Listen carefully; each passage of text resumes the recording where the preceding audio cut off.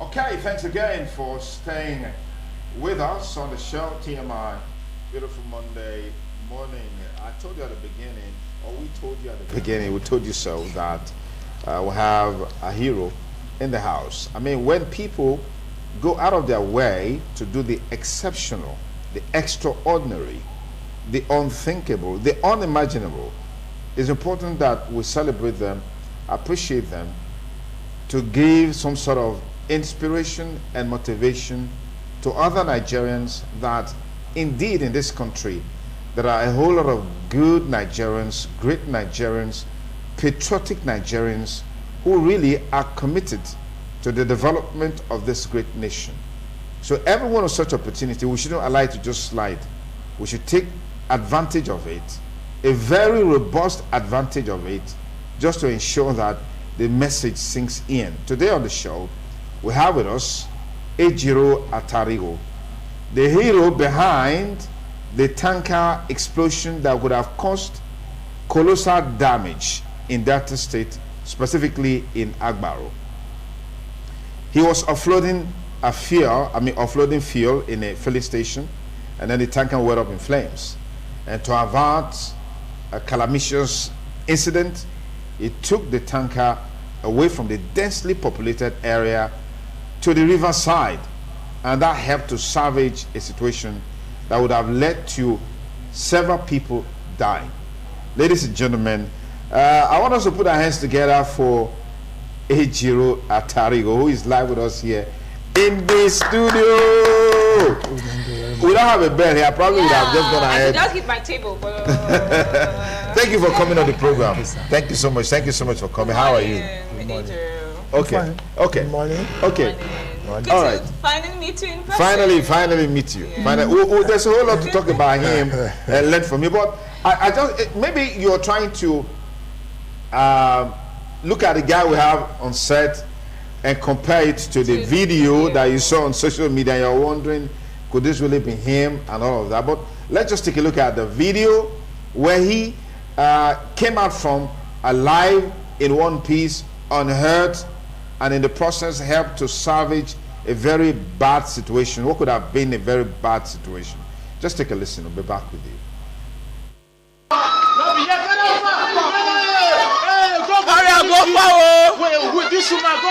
God! The man and Mumu, Jesus Christ! The guy didn't even ride and they go. Hey!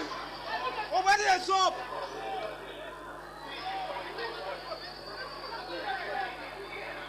We were trying once.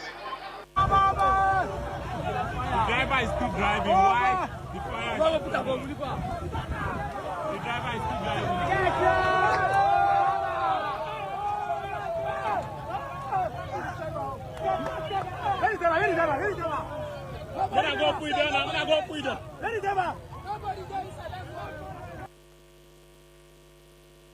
That's the video that went online, and to think that this dude was in that tanker driving it, taking it from where it was to a safer place.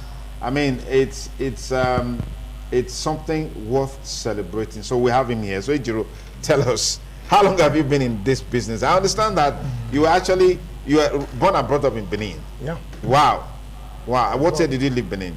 I left 2010. That was why I left Benin. To worry. To Agbaro. To be specific. Yes. Wow. Okay. So how long have you been in this business as a tanker from driver? That time, it was when I finished learning the work, that 2010, that I just chose to, let me just go to where it's close by. As I got to go back to Agbaro. Wow. That is where I'm from. Are you from Agbaro? That is my full country. Okay, this tanker, is it your property? Is it your, Of the truth, it's not my property. My director is in Agbaro too. Okay. Yeah. Okay, so he gave the tanker to you. To me. So you drive for someone. Yeah. Okay, so give us your own account, because we've read so many things about how this incident took place. Talk to us. Of the truth, I'm here live. I will give you the details on how it happened. It was on the 10th of June, about 7 p.m. in the evening. Actually, Me and my boy was inside the truck. We were not really discharging at that time. There was fuel inside. There was fuel. Was it inside. fuel or diesel It or was kerosene? fuel. It was fuel. Okay. We were driving. It was my boy that drew my attention to the fire. I like Motoboy and Ogana, we were just gisting. The next thing he told me that, Oga, see fire. I was like, what's your own? You ignored it. Oh. What's your own? Because it was just like 2-3 weeks old in the system. So I felt it's just normal fire. That you could just quench like take that my is fire extinguisher and quench it. Quench it. So immediately I sighted from my mirror. What I saw was just fire. Wow. I saw the fire extinguisher at 9 kg. I said, this one, it will not solve any problem. So what came to my mind at that time was, I looked at my boy. I looked at the area. Too many things were just running through my mind. Ejoro, why will you be the one to like cause this kind of problem in Agbaro? People are here, cars are here, filling station. We have about 3 filling stations around that area. Before the one you saw the video, that railway station. That one is the main popular junction, Agbaro. What came to my mind was to tell my boy, young man, you calm down. I just asked him to calm down. So immediately he came down, it dawned on me that the only place that will be safe for me and this truck now, if I succeed, will be the riverside close to the express, east-west road. What was the distance between where you were at that point to the river where you were heading towards? Through the distance, at least it took me like 15 to 20 minutes. 15 to 20 minutes. Yeah, because anybody that is close to the community, I'll give the description of the place. It's close to Waterboard Street. That Waterboard is close to Agbaro Town Hall before you get to 5 Junction. Wow. And 5 Junction is the most busy place. Yes, every 5 junction, any 5 junction is always a very busy place because you have vehicles coming in. Yes, that's the main hub of the community. Wow. So at that time was supposed to be the dead time for the hold up. But God being faithful, immediately my boy came down, that thought came in my mind, okay. I was like, I just take a 50-50. Then my boy come down and tell the story. If I succeed, fine. If I don't succeed, the wahala. So that's how it came down. But by the grace of God, I was able to drive. What you are saying now is close to 5 Junction. I've driven some distance before I got to this place. Wow.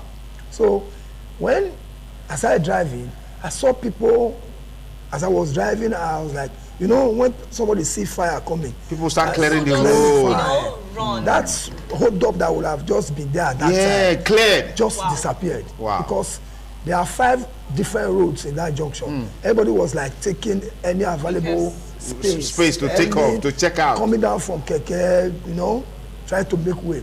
There was one particular woman I saw close to this 5 junction. I saw that spirit. I saw the woman, saw like death is before me. For safety.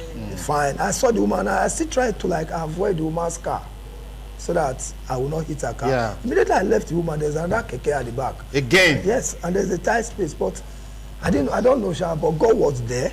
Wow. I was able to pass that one. I got to a popular road where we call Olopokpo Street. So then the intensity of the fire then is higher. Has increased, more than this one. Yes. Then when we got to that place, there was somebody that was just reversing from his compound. Immediately he saw me, almost blocked the road. He just came down around. Wow. So that was where I was. Left the vehicle and ran away. Just ran away. So that was. But that must be out of fear. Fear, sure. Seeing that kind of thing, something was, you know. Yeah. It was that it took like 5 seconds to rethink. Because beside my side there's a gutter.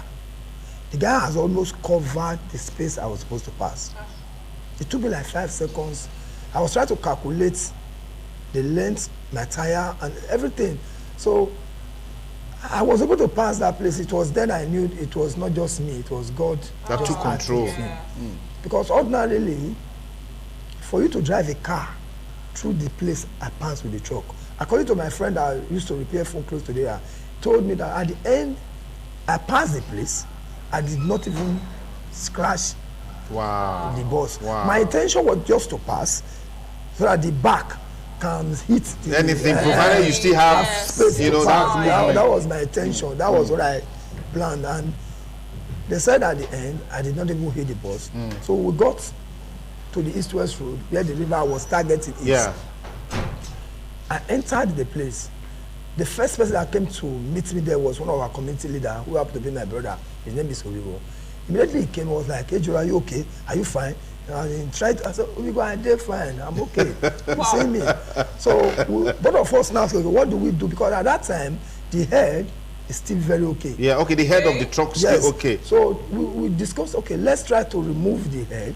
Even while the fear was still burning, yes. and you escaped it, you were still thinking about how to remove the head? Because that was what we tried. We went to carry wood, put the wood, try to, there's something we'll draw first before the head can pull off. But it couldn't come out because all the whole tire, everything in the back has burned. Yeah. So it was during that process, other tanker driver came, people came, okay, let's try and see whether we can revise the truck into the river. But we tried, entered, we couldn't. So what time of the day was this? All this thing happened between 7 to 7:30. Wow. In the evening? In the evening. You had this tanker loaded with kerosene, diesel, or fuel? It was fuel. Wow. It was fuel. Wow. It was wow. fuel. Okay, now there's a part of it that I want to hear from you. Favor says she's going to ask you that question. Yes, I want to be the one to ask you this question. Now, in one of the videos we watched, there was a part where you spoke about your family. Yeah. You said okay, let me allow you to talk about your family before I ask you the question. Yeah. My family, they are fine. You're a father of how many children? 2 boys, 2 girls, and I'm expecting the number 5. Oh, so your wife? Your wife is on the way, you know. The wife is expectant. Yeah. Wow. Now, as a father of, those amount of children and still expecting another, what did you not choose when you were talking about the things you were thinking about? You mentioned thinking about the community, running people's shops and the rest. Did you not think about yourself, knowing full well that you have a family at home that relies on you? Of the truth, at that time, the situation I was at that time, I didn't have time to think about any other thing than the people, the lives around me. So what was your wife's reaction to you not thinking about them for your safety and thinking about the community? Actually, when I got home, I didn't allow her to go too far. I was the one that said, I'm sorry. I'm sure she had heard already before you. So I just have to apologize because I just told her, you ought to know me. Yeah. At that time, my mindset was different. It was like, if this thing happened in my name, how will it look like? I will see this thing, we're joking, I told her, will you be able to stay? Because everybody will now be coming to point at you. Yeah, as a wife of the man who is behind the explosion that killed so many people, destroyed so many properties. So I did apologize to her, and we took it like that. So she said you were more concerned about the people, and you were not concerned about them, particularly her that was expecting. And that's what she thought at the beginning, but when I made her to understand, she didn't bother. All right. Congratulations to you. Big congratulations to you. Well, let's quickly talk about this incident that you were able to manage, handled in such a very, very positive way, has brought you into limelight. We'll be hearing of things, people want to do this, people have done this, people have done that. In fact, particularly one that says, got my attention was someone saying that, that you said you don't need a national award or you don't need a national honor. All you need is your tanker because you need to get back to business. 2 boys, an expectant wife. You need to feed a family. You need to take care of your family. You need to go back to business. Give us your perspectives on this. Okay, thank God I have the opportunity to clear some things regarding to that area. I have an interview with a reporter. What I actually told the guy was not what he said. Wow. Because I said it in Arise in Abuja too. What I told him was, we're talking. I told him, fine, they are talking of national award. I'm hearing them. They have been receiving calls from the mighty. But as a young man, as a man that has family, I wouldn't say no to national award. I would appreciate it if it comes. I will honor them. And I told him, before then, the state government, Delta state government has given me an award and a sum of 2 million naira. I did not reject it. So I won't reject any national award, but it won't be bad if they can give me my truck or give me a job, because I will definitely feed after the national award. So you still want to go back? So you that didn't same line say of you business? don't need the national award. No, that was not my statement. I never said so. I only told him if national award comes, fine. I have received one from the state government. National Youth Council of Nigeria has given me. I did not reject. But he doesn't stop on the national award alone. If it's just national award, what will I, What will I live on? Fine. Will I live on national award? So I say, fine. If they can get me my truck, or give me a good job, I can as well quit the driving. Start doing another job. So that was what I said. Okay, so which means for you, you want to go back to work, but the tanker is not there yet. Yeah. So what has been the level of appreciation towards you, apart from these talks about being given a national award? We heard Ejoro has received 1 million naira. Ejoro has just gotten 10 million naira. Ejoro has just gotten 50 million naira. So what is it like for you in terms of appreciation from Nigerians? Of a truth, the most greatest appreciation I think I've gotten from Nigeria is the prayers. Sometimes I stay all through the night, no sleeping. Why? Calls from everywhere, they call, they pray. I just sometimes I have to just kneel down because I'm not seeing who is praying for me. But it's just been marvelous in that area. Wow. Very marvelous. People have called me, people I've never met. It has been good. Definitely it has been good. Then financially, I can give statistics of what the amount they've paid, but given to me, which I really appreciate the Delta State government, my community where I come from. They've really appreciated me in every way. By the grace of God, tomorrow I still have an award to receive from my community. Wow. So it's something I really appreciate. So if they said 10 million, this one, Mr. Kosu, nobody has given him above 2 million. Nobody has given above 2 million. It's Delta State government that gave 2 million. Okay. Nobody has. So we want to thank you very specially. If we have much time, we'd probably love to talk with you more. But quickly, what is your message to people out there? Because in life, opportunities like this come where you have to rise up to the occasion, provide leadership, and change the narratives. Do something exceptional, outstanding, supernatural, extraordinary, just to make the difference at the risk of your life. Not minding what becomes of your family, particularly your pregnant wife. I really empathize with her for saying such a thing, that you were not thinking of us, you were thinking about other people. I'm with her on that one. But this is a moment that you needed to seize just to avoid what could have been a very terrible thing from happening. What's your message to people out there? Okay, my message to people, sometimes, a situation that you find yourself at a particular time should be able to give you the decision you will make. If the decision will be okay with you, that, as in, if you have the opportunity to do anything that will save life, property, you should be able to give yourself that decision and make it, and go ahead. When you finish making your decision, I believe God will give you direction to go. Fantastic.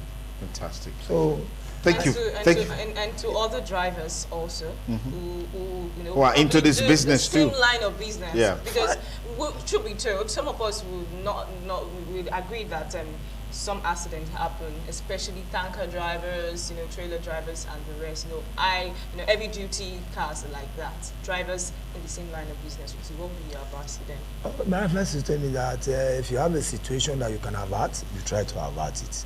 But if you find out that it's not something that you can do, you give space, because all this whole thing that happened, I just have to let everybody know that it was God that took control. Okay, thank you very much, Ejoro. Thank you. Once again, congratulations. Thank you so much. Thank you, sir. Okay, when you have the opportunity to make a change or make a difference, don't waste no time.